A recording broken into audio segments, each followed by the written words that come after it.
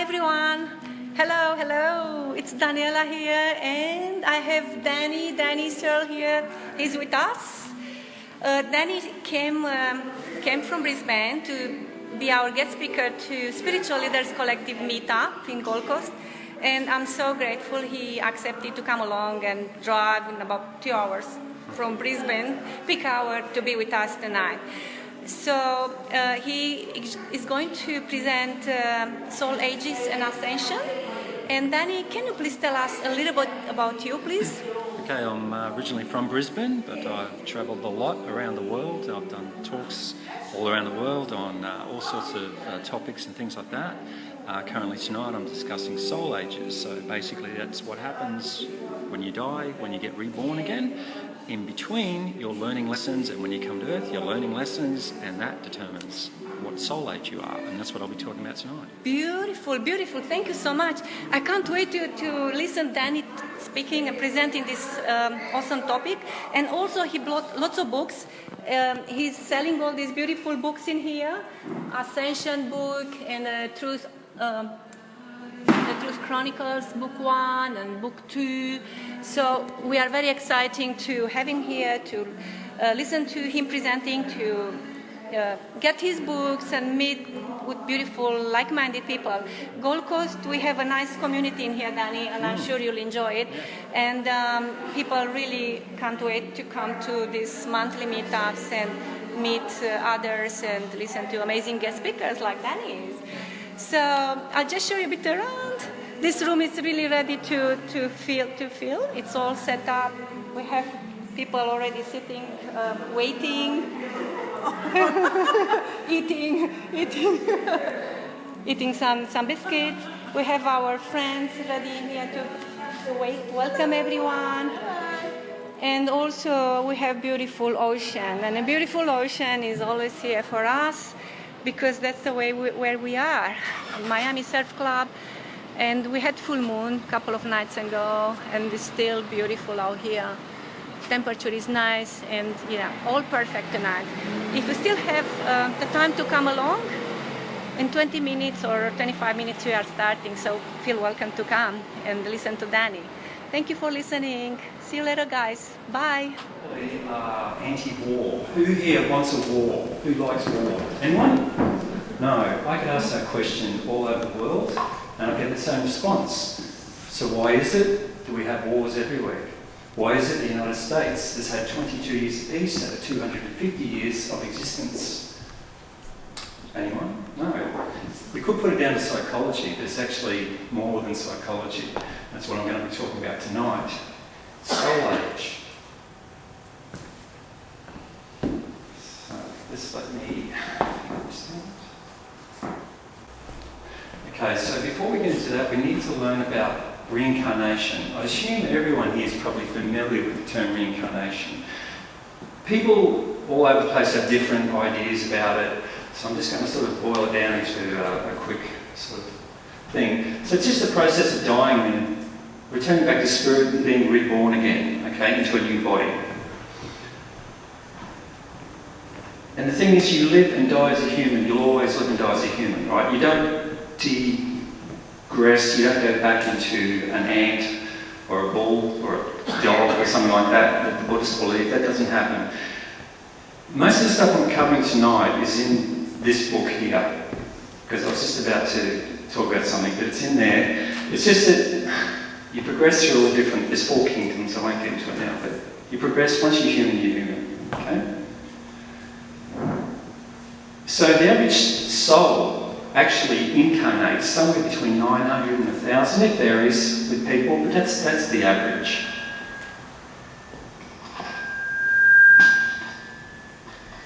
But soul age doesn't mean how many times you've incarnated. It means how many lessons you've learned, because you come here specifically to learn lessons. That's what you come here to. Again, in my books I cover what those lessons are. There's 12 primary lessons that everyone has to go through. Once you've gone through the whole 12, you stop incarnating. It's as simple as that.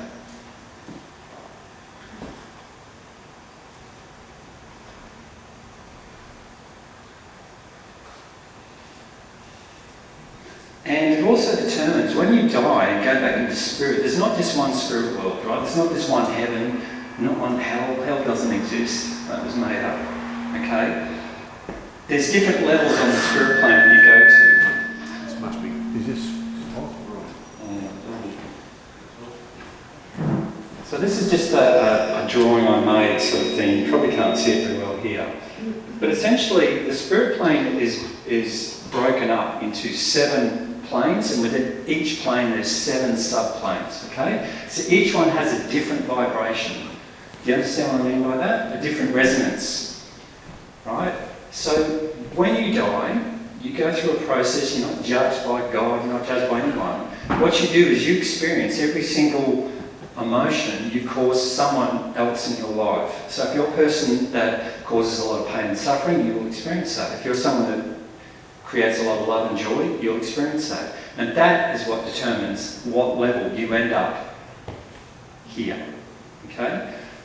I'll come back to that at the end after you understand the soul ages a bit better. So the questions I get asked all the time, well, why bother to incarnate at all? Because in spirit it's so much better. It really is. Why are children, why do they die, when they're born? Why are they stillborn? Why do they die 2 weeks later? And what about people with disabilities, children with disabilities and things like that? All of these factor into soul ages, right? They're all for a reason. Everything happens for a reason. Nothing's by chance.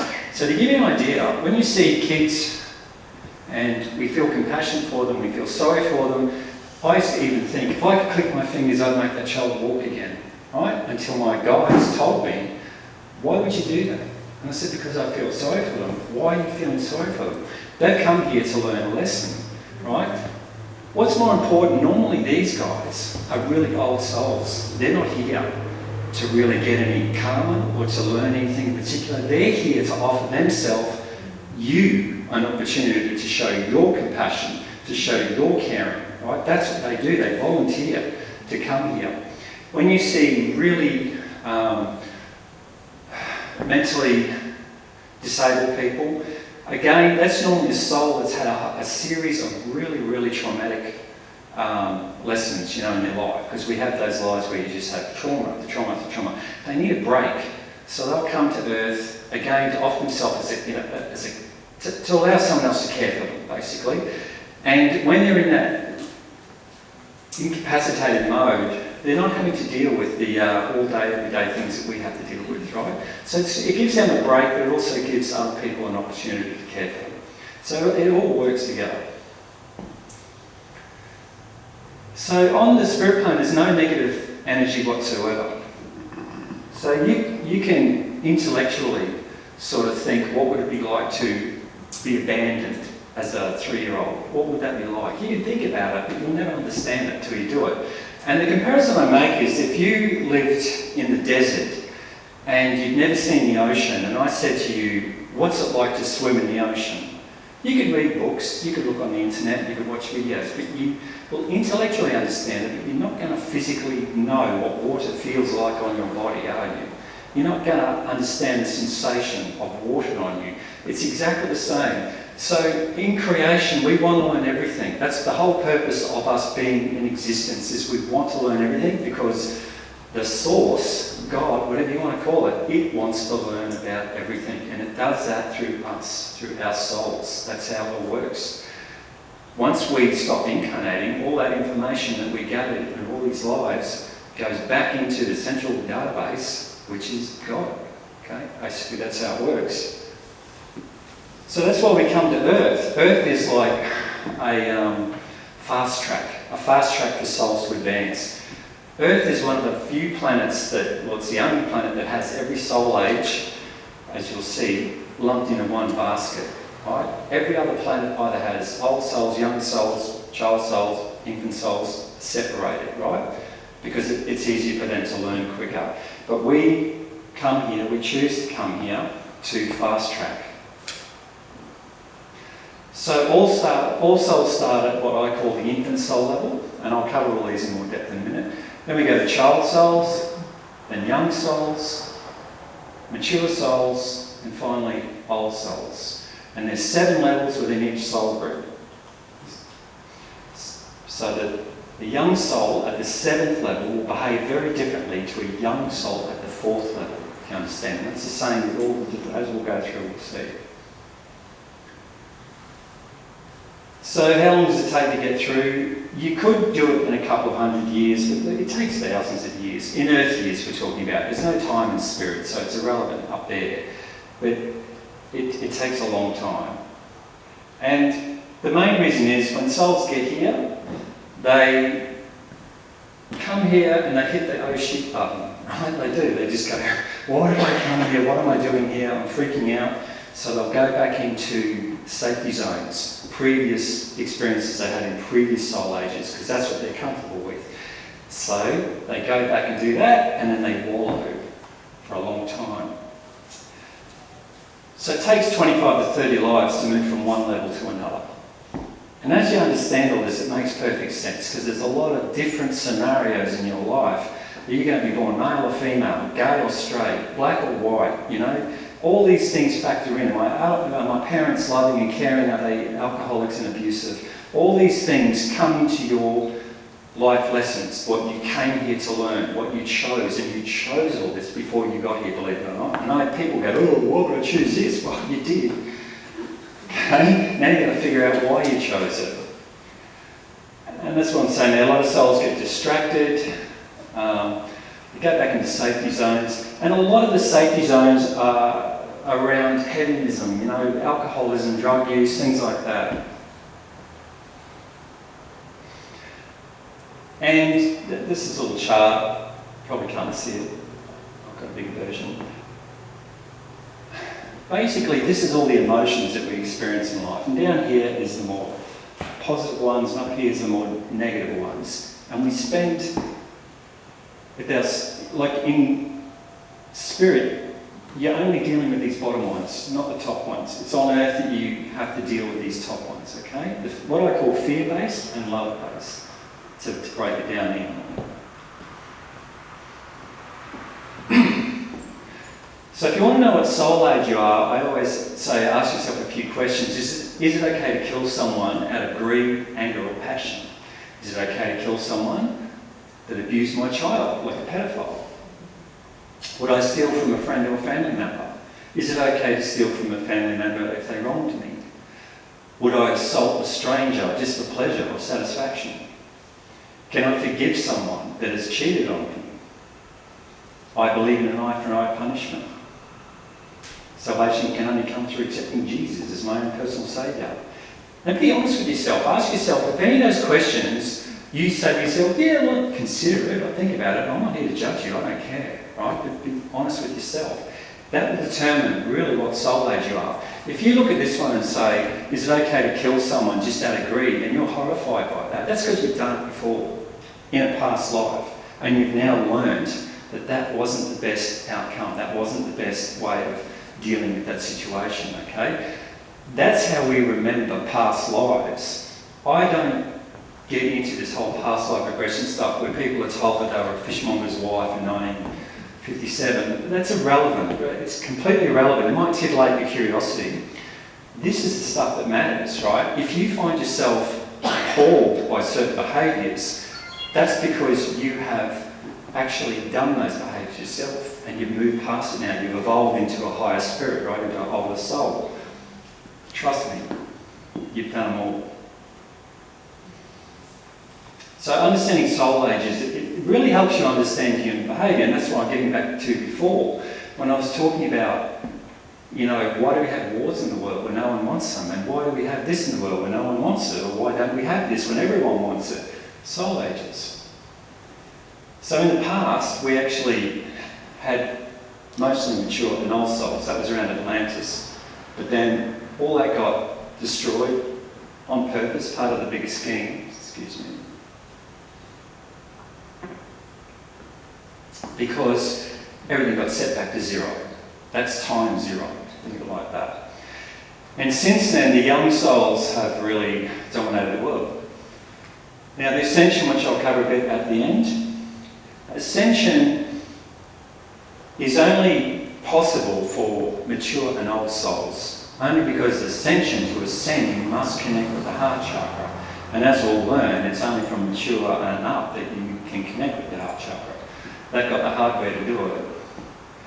So by now you're probably thinking one of three things. What soul age am I, as in you? Or a lot of new age people like to say to me, oh, I already know I'm in my last life, I'm an old soul, and blah, blah, blah, blah. And then once again, the Christians always tell me that this is all mumbo jumbo and I'm going to burn in hell. That's okay. They're children. Most souls only spend a part-time. Like, as I said, you tend to do things that you're used to doing, that you're comfortable with. So you could be a mature soul, but you've gone into business with your partner, and so you find yourself, focusing on business things, corporate things and stuff like that. You're doing it out of necessity, not because you want to, but you're doing it out of necessity.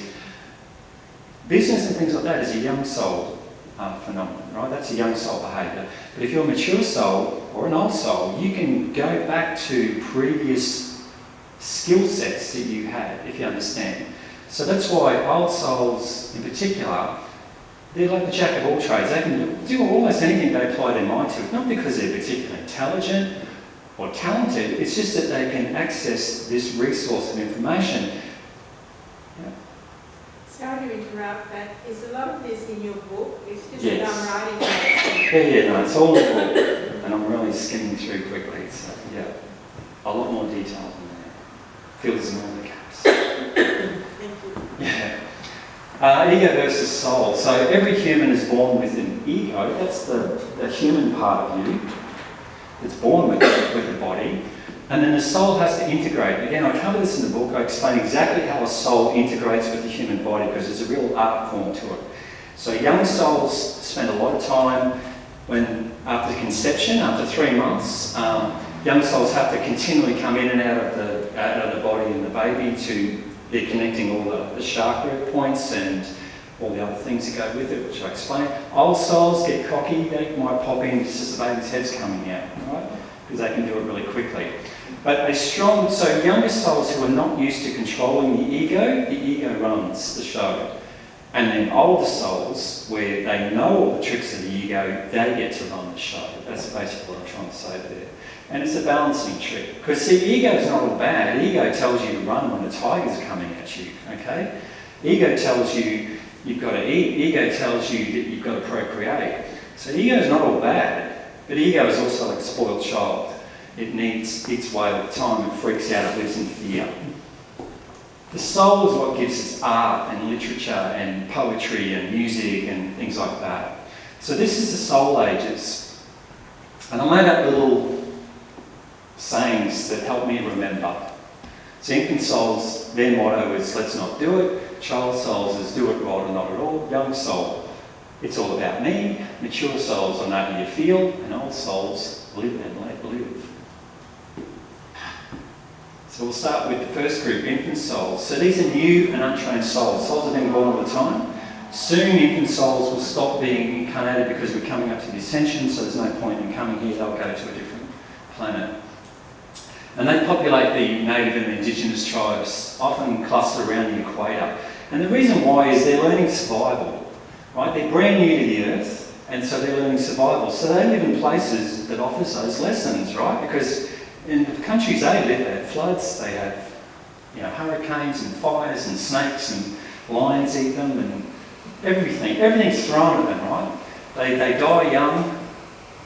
That's why, because they're learning survival. That's the first lessons that they've got to learn.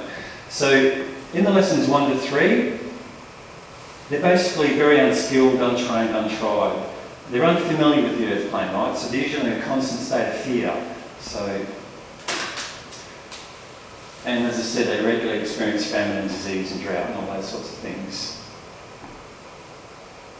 So when we go, they get a little bit more advanced, a little bit more skill under themselves. They'll tend to move into cities, little shanty towns on the edges of cities and things like that. Places like South America, and some of the big cities like St. Paulo and places like that. Cooking, for instance, right, with the Aborigines, they'll just throw a kangaroo on the fire. They won't gut it, they won't take the fur off the skin or anything, they just throw the whole thing on there and eat it. Because they eat it out of survival. They don't eat it out of a delicacy or, you know, to be gourmet chefs. That doesn't interest them. And same with love and sexuality. They don't know what love is, right? And that's not a criticism, it's just where they are. They don't understand what love is, so they have sex purely out of lust and procreation reasons.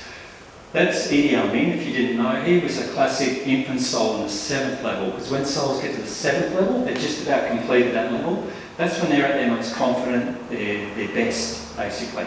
So they don't often come into prominence, infant souls, but he's one that did, Idi Amin. And he did some pretty horrible things. So let's not do it, only because they're too fearful. Their outlook on life is basically, you know, life is fearful, and if they come across things they don't understand, they just lash out in violence. Social media, it's only recently since the internet's come along, the latter ones, 6th, 7th levels, they're your Nigerian email scammers, right? That send you these ridiculous emails saying, I'm Prince Abu Dhabi, you know, and I've got $1 billion, and if you give me your bank details, I'll give it to you.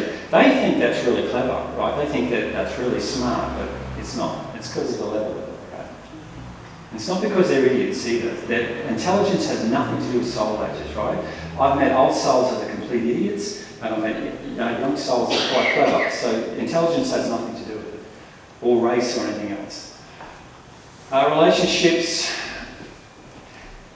they see themselves as me, and everyone else is not me, right? So that's why they can easily just hack you to death with a machete, because you're not me, so it's not going to hurt me, right? So I'm not me. And they believe basically with religion things, whatever their parents tell them. They don't really think outside the box or explore spirituality or anything like that.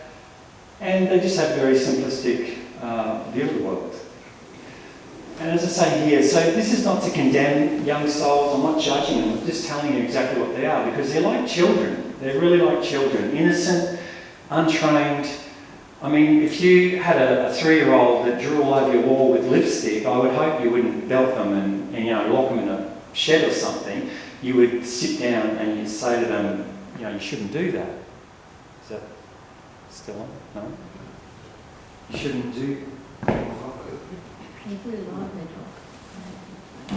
On 2. Okay, that's better. You would just say that, you know, you wouldn't scream off your head and go stupid, I would hope. You would just say to the child, look, that's not how we do it. Well, it's the same with infant souls. We shouldn't get mad at them. We shouldn't punish them.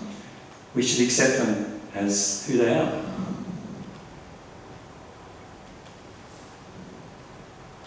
So this is what I call the soul's journey. So far, the first stage of coming to earth, we're going to learn survival.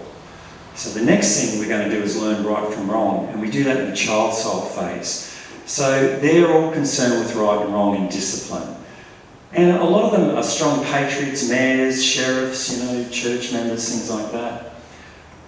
They've got a little bit of experience now on the earth plane, but they still have a lot of fear.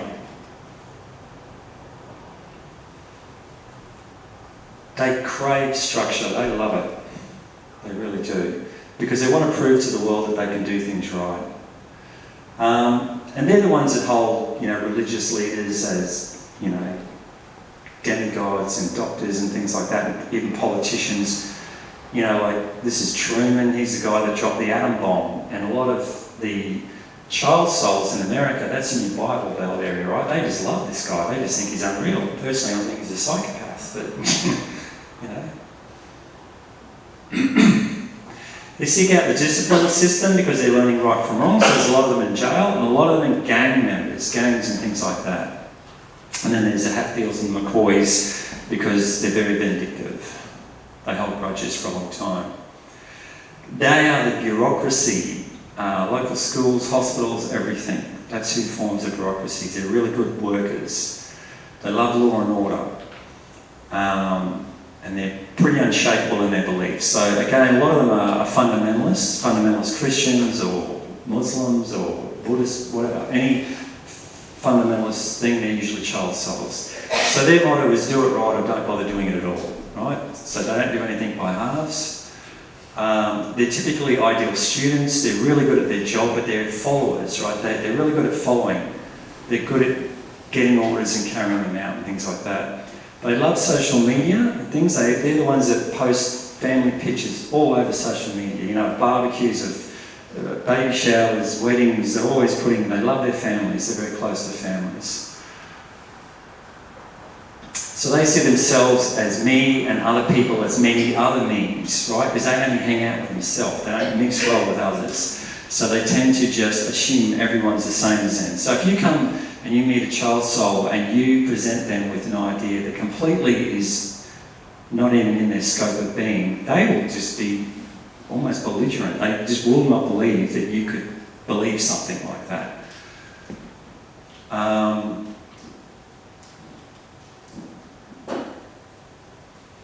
Again, society, they love mainstream churches and things like that. But they're like a teenager that know it all at this stage, right? You can't really tell them anything. So if you said to them, you know, there was no historical Jesus, and that comes shocking to a lot of people, but there's a lot of evidence to support that. I'm not saying one way or the other. All I'm saying is there's no depiction of Jesus anywhere in history after the first century. There's no historical record of Jesus in any contemporary historians. But then we do have literature from the Fabians, who were the Roman Caesars at the time, who had a document that they were going to make up this character to try and force the Jews to basically submit. I haven't got time to get into that now. I'm just saying, if I said that to a child soul, they'd freak out. They would literally have me exercised. So they're generally uptight. They love to follow rules and etiquette. They don't like personal touch and things like that. But they're unwavering patriots, hard workers, and generally good, upstanding people. So we've learned survival, we've learned right from wrong. Now we're going to learn how far can we push it. And this is young souls. Young souls are about discovering power, and they often do that on the earth plane through acquiring money and material things. That's what they equate with power. So this level is filled with narcissists, psychopaths, sociopaths and yuppies. They're not all bad, but there's a lot of them there. It's also where the New World Order, I don't know if you people are familiar with the New World Order, the deep state, the cabal, whatever you want to call them, they all come from the 7th level young soul, and so do most of the New Age people. So a lot of people love Deepak Chopra, but I mean, the guy's worth $50 million. He flies in private jets. I don't know too many old souls, as we'll get to, that have $50 million and fly in private jets. Right? So the young souls, ages 1 to 2, there's still a lot of anger there. Previously with the child souls, they're in gangs and they're the followers. These older young souls are in gangs, but they're the bosses now, if you understand. A lot of mafia type people.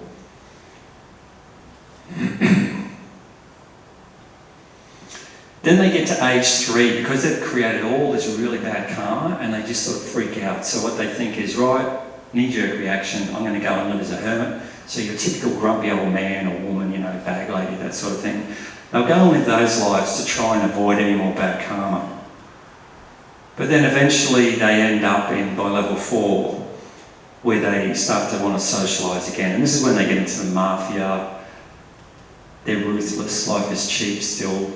Level 5 is when they become more charismatic, right? So a lot of your politicians, real estate guys, you know, stockbrokers, things like that, they're level 5.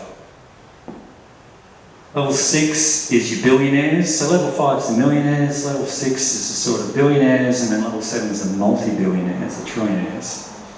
So they're charming, they're successful, they're your typical yuppies, professionals. And then controlling everyone in this world that we live in now is the 7th level young soul. So there's George Soros in the middle. So these are the multi-billionaires, trillionaires, okay? They're the ones that decide where the wars are. They're the ones that decide what the price of petrol is and all that sort of stuff. They're the guys that run the world. Now most of you, as I'll point out in this room, are probably in the mature soul to old soul. So every time you think this world sucks, why, you know, I hate living in this world, I just can't stand it. Just remember, you are a tourist. This is their world at the moment, right? They own it. They run it and they do it as they see fit. Their time is coming to an end, and that's what we're going through now with the Ascension. But just for now, just remember, you're a tourist. And the New Age movement, as I said before, so they got the message of love and light and peace on earth and warm and fuzzy everything. So what's wrong with that, you ask? Well, it's just that they managed to commercialise everything, right? And sell it. That's what they want to do. They're very good at talking, but they're not good at acting, right? So as I say to people all the time, it doesn't matter if it's a politician or anything in life, don't listen to their words, look at their actions. So when you look at these people for their actions, that's when you realise they're just virtue signalling, basically, placating platitudes. Do it my way. Young souls always want to do everything their way. They want you to do it their way. They're very pushy. And they don't age gracefully. They're the ones that invented the whole beauty, thing, rhinoplasty, all that sort of stuff. They're very body orientated. But don't forget, this is what young souls do. Again, it's not a criticism. They're responsible for building our cities, our technology. All the good stuff in life mostly comes from the young souls, but then all the bad stuff does as well. So social media, they invented social media. Now this is classic Mark Zuckerberg. Classic sort of young soul mentality, where young souls think it's funny to make fun of other people. That's how they get their jollies, sort of thing. So he originally invented Face Mash. This is where Facebook came from. Originally it was Face Mash. And he would get these girls from his university, put their pictures up, and the guys would have to select which was the better looking. And as he says there, some of these pictures I want to put next to farm animals. That's a typical young soul thing. And this is another thing he was caught saying about Facebook when someone said to him, how did you get all the people to submit all their information? Don't they feel insecure about that? And he said, well, they trust me, the dumb effers. Right? That's